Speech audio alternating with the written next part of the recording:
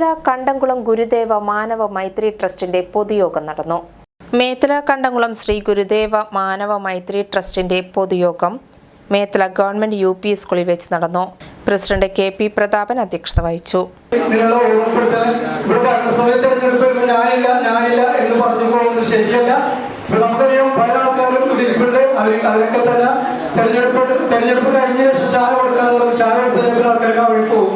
തെരഞ്ഞെടുപ്പ് കഴിഞ്ഞിട്ട് നമുക്ക് ചായ കുടിക്കാം എന്നുള്ളൊരു കണ്ടീഷനാണ് നമ്മൾ ഇരിക്കുന്നത്. അപ്പൊ എല്ലാവരും വളരെ നല്ല രീതിയിൽ ഇതുമായിട്ട് സഹകരിക്കുക.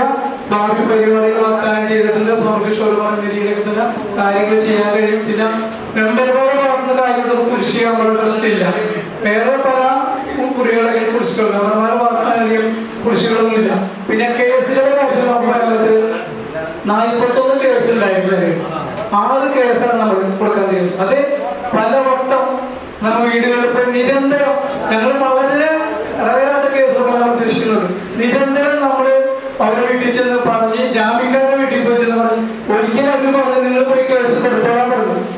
അപ്പൊ അങ്ങനെ കേസ് അങ്ങനെ പറഞ്ഞപ്പോൾ നമ്മൾ കേസ് കൊടുത്തത്. തുടർന്ന് 75 വയസ്സിന് മുകളിൽ പ്രായമുള്ള അംഗങ്ങളെ പ്രസിഡന്റ് KP പ്രതാപൻ ആദരിച്ചു. എൻഡോമെന്റ് വിതരണം 4, 5, 6, 7 ക്ലാസുകളിൽ കുന്നംകുളം UP സ്കൂളിലെ വിദ്യാർത്ഥികളിൽ ഏറ്റവും കൂടുതൽ മാർക്ക് നേടിയ വിദ്യാർത്ഥികളും മെമ്പർമാരുടെ മക്കളിൽ 8, 9, 10 +2 ക്ലാസുകളിൽ ഏറ്റവും കൂടുതൽ മാർക്ക് നേടിയ വിദ്യാർത്ഥികളെയും ആദരിച്ചു.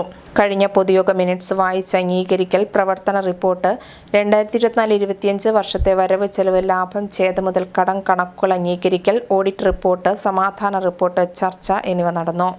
സെക്രട്ടറി TP ബാലൻ സ്വാഗതം പറഞ്ഞു.